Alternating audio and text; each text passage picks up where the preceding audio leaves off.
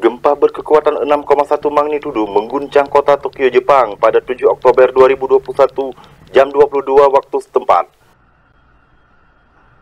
Tidak ada korban jiwa dalam insiden tersebut, namun sejumlah orang dilaporkan terluka akibat kepanikan.